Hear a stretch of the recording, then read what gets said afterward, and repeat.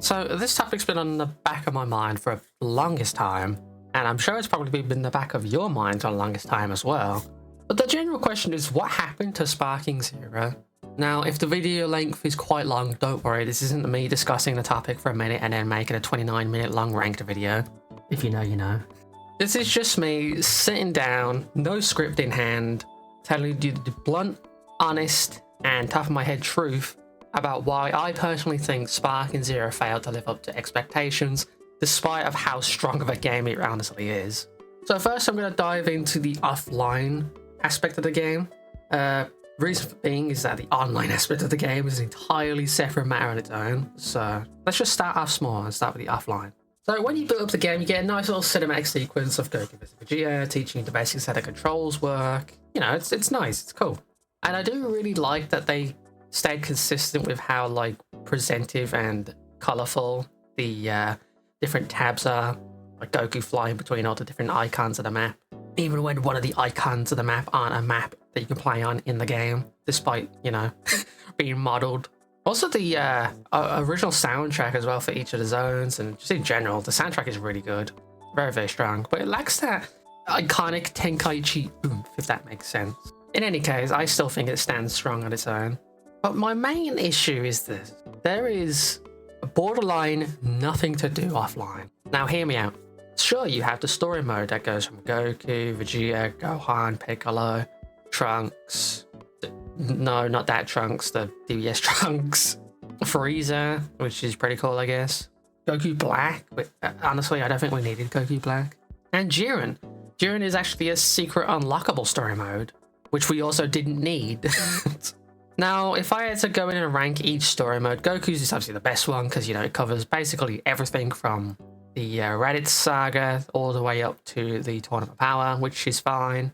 Vegeta's is fucking embarrassing, and I'm not even gonna front. The fact that he only gets up to Majin Buu's saga, despite having numerous fights in Dragon Ball Super, is nothing short of embarrassing.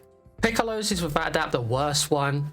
He doesn't even get past the Android saga. Like, he has that what if with Gohan, and that is it. Like, he has nothing past the Buu saga, despite playing quite a considerable role in Buu saga onwards. Gohan's is fine. Like, it's harmless, but yeah. Actually, no, I tell a lie. Gohan Black was really, really good, but that's a wife saga. Trunks was mid. Like, it's nice that he gets to participate in the Tournament of Power for a what if, but like, it was whatever. Goku Black, probably one of the worst ones in the game. Just a flat out nothing chapter where nothing really happens. It's either Zamasu wins, or everyone dies, or Zamasu doesn't fuse and wins. Like, it's just boring. And Jiren's is just dumb, mindless fun. He just kills everyone in sight and then gets an ending, whether he wins a Tournament of Power or loses. It's just, I don't know, it's just straightforward, simple fun. So the story modes are just, outside of like one or two, they aren't really that good. There's no replay value to them. The what ifs don't really have any replayability to them either. Like, it just feels like there was so much more planned for these story modes and they just botched it. Especially Piccolo's. Piccolo's unironically feels unfinished. Like, I kid you not. And then there's the option to turn the difficulty down, which I get it. Some people aren't going to really rock with this game and its CPUs that well. But come on, man. First time playing it, you just didn't go into tutorial or didn't bother to learn how the game works, like, fully. That's kind of on you, because the tutorial is there. And you can even make a wish to Shenron to get these little orbs that complete a story mission for you.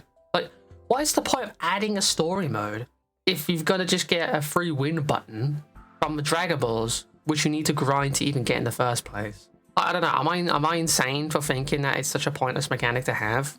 Next up is the World Tournament mode. Pretty harmless in itself. However, there's one massive gripe I have with most of these modes. There is no other World Tournament stage. There is no Tournament of Destroyers stage. Why do we have these tournaments in the game if there's no stage for them? Also, one thing to note, I do like that the World Tournament stage actually has a ring out feature, and so does a Tournament of Power stage. It's nice, it's appreciated, but that's pretty much it. Offline battles, you know, 1v1, local PvP, CPU versus CPU, even if the CPUs kind of suck. And next is custom battles. Now, custom battles was one of the most hyped up features of this game by the content creators who got to come out and experience it, and were dubbed as, I'm gonna quote, infinite content. Infinite content, huh? You know, the infinite content that no one's posting and everyone just moved on to other Dragon Ball games. Yeah, makes sense. And the reason for this is because a custom battle mode, in all intents and purposes, is a really, really well done and polished mode. Like, you can make so many things with this mode, but people just choose to make creepy and outright cliche and cringe content. Like, the top rated custom battle, according to the time I'm making this video, is Cabba versus Gogeta 4. A joke that was so old, it makes my grandparents look young again. And the other custom battles are they're just confusing. I made a video covering one where UI Goku went against Hirudegarn, and Hirudegarn was controlling people. It's just so strange. And then obviously there's the inappropriate ones where insert female character here has sexual relations with insert male character here, usually Goku or Vegeta. But why? Why do you take the time out of your day, in a fighting game no less, to make two characters fuck? It's just so strange. Now, I've made quite a few custom battles that have went quite viral, actually, such as the Frieza Returning to the Past series, the recreation of the Burst Limit What If where Goku fights Bardock, the recreation of the What If where Goku Super Saiyan 2 gets Broly. Like, I've made quite a few recreations and custom things myself. Yet, these kind of get flown under the radar of the absolute slop and garbage that gets posted onto the custom battle tab. It's clear people just have no regard for any sort of storytelling or quality, when the whole point of that mode is to create a custom and authentic story and experience. Like, they give you so many tools to make this happen and to make it like authentic, but it just doesn't land because the vast majority of the fan base who play this game just make a mindless what if slop or sexist stuff. So overall, custom battle is it's a diamond in the rough game mode, but unfortunately it's sullied by just how strange and honestly concerning that the fan base is for Sparking Zero. That doesn't mean that all custom battles are this quality, by the way. There are quite a few very, very strong and very, very fun custom battles I've had the joy of playing, but the vast majority is just concerning slop. Now, originally I wasn't going to cover this, but they did recently do an event called Legendary Warrior Face-Off, and it's garbage. Let me just say that now, it's garbage. You have to go against Broly, DBS Broly specifically, and he's ultra super powered up, and you have to beat him to earn points. But you have to use specific characters to increase your point gainage by 50%, up to a max of 100%. That means you're basically locked using Goku and Vegeta, or DBS Frieza, or DBS Gogeta. Now, that would be an issue, right? It's encouraging you to branch out and use characters you probably normally wouldn't use. But the issue is Broly is just annoyingly unfair. Not unfair in the sense that, oh, I can't beat him because he's like, the CPU's too high or he's too difficult. No, they just gave him so many gimmicks and abilities that just make the fight an annoying slog that it's just not fun. He has like 80% damage reduction, he wipes out health bars in like a few hits, his key charge rate is enhanced by like 75%, his ultimate basically one-shots his super attacks do countless amounts of damage, he doesn't need ki to activate super attacks. I bet you didn't see that one coming. He transforms and gains even more damage reduction and damage. It's not fun. Like, I've only beaten the Legendary Warrior Face-Off event like twice because the grind is not fun. The RNG element is not fun to deal with either. And it's overall just not a fun experience. And the reward is not worth it. A few titles, maybe a little icon, items that you already have if you 100% the game. Like, it's just not fun. There's no value. There's no point to this event. And if this is the standard for limited time events going forward, then that's really concerning. And now we get on to probably the most controversial side of this game, and that is the online element. First, let's discover online world tournaments. They're dead. Very dead. And this isn't a new thing either. On launch day, there was probably a max like 4 world tournament lobbies, usually hosted by Twitch streamers and content creators who just want to get their fans in. But no, that's basically it for online world tournaments. It's just, there's challenges tied to them. Yeah, the game mode is dead. So good luck with that. Online player matches. Harmless enough on its own. It's just you get in, or you make a lobby, you play against the opponent, no, win or lose, you had fun. The end. Like it's just, you play online with someone, or you play online with a friend. It really doesn't matter. It's just online PvP. And then there's the rank system. Now, ranked is a cesspool, to say the least. I know from experience. The higher your rank, the less fun you have. And this is credited to a comment that was made on one of my old videos.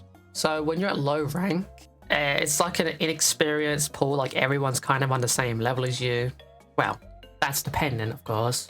But low rank, you just have the time to basically learn the character you're playing as, see more diverse character selections, and overall just have a more interesting and diverse time. But as you go up in the ranks, you progressively start to see the same three characters: Gogeta 4, UI Goku, or insert God character here, such as God Destruction Topo or even Beerus. Beerus is a very common one. Basically, as you start rising through the ranks, people care less about diversity and variety and just care about getting that W. And if you don't give them the W despite playing as an overpowered character, chances are they'll just disconnect and the whole match will be a big waste of time because no one benefits from it. And I am glad that they did actually tackle this issue with rage quitting and actually make a formidable punishment now. But I still think that's not going to deter anyone who just disconnects and then drops the game for a solid week. In any case, I do appreciate the fact that the effort has been put into patching that side of the online gameplay element. But still, it doesn't change the fact that there's so many exploits that people will be willing to use to gain an advantage.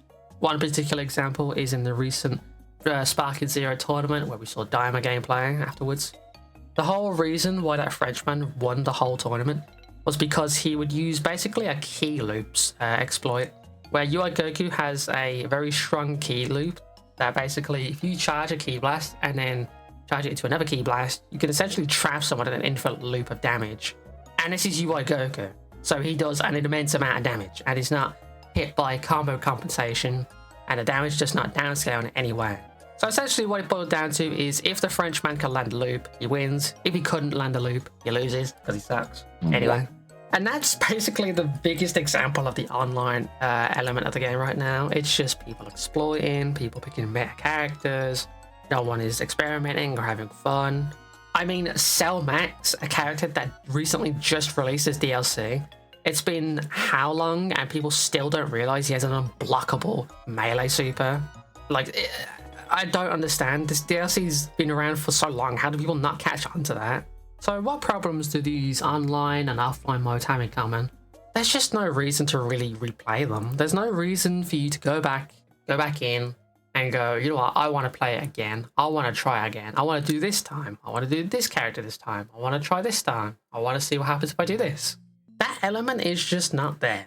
And if that element's not there, your options are really limited. What, you want to go to custom battle where people just post slop? Or what, do you want to make a custom battle that no one will play because it's not slop? You're basically at an impasse with this game. And that's my personal experience with it. It's just, once you've done a lot of what the game already offers, there's just not much there in ways of keeping you here and just keeping you playing. And because of that issue, we have people going back to Xenoverse of all games. The game that a lot of people said would die because of this game, myself included. And yet, people are going back to it because there's reason to replay it, I guess. Oh, and also mods as well. And that's not to say Sparking Zero doesn't have an impressive modding community already. I mean, Jotaro Kujo from JoJo's Bizarre Adventure has just been added to the game with custom voice lines and everything. Like, the modders of Sparking Zero are going to be insane. But we just need to let them cook. But all in all, Sparking Zero just suffers from feeling incomplete. It really feels like a lot more was planned for this game. You know, more stages, more modes. I mean, actually finishing Piccolo's story mode. Still embarrassing that he has up to Cell Saga and that is it. More what ifs. I feel like more what ifs were planned as well, but they just weren't hand down time. Like, Gohan Black is not playable in any means whatsoever. The only way to play him is if you mod it or if you use the custom battle exploit from back in the day. And even then, that'd get you banned, so... It's just, there's a lot of things that's missing from this game. And I largely blame it up to matching up schedules with Daima's release. If you don't know, Diamond Goku was a pre-order bonus character if you pre-ordered Sparking Zero with the Ultimate Edition or whatever. And coincidentally, the release date for Sparking Zero was also the premiere of Dragon Ball Daima's first episode. Now, riddle me this. Why does a game feel incomplete despite releasing on the same day as an episode? Well, that's because it's likely an executive decision, someone up top, who basically told the development team, yo lads, Daima's dropping, we need you to match the release date with Daima. And then some of the staff are like, but the game's not even finished. But the executive was like, well, we want money, so release it with Daima.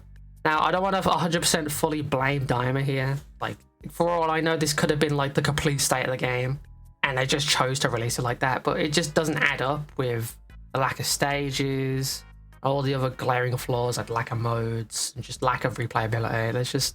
It doesn't add up.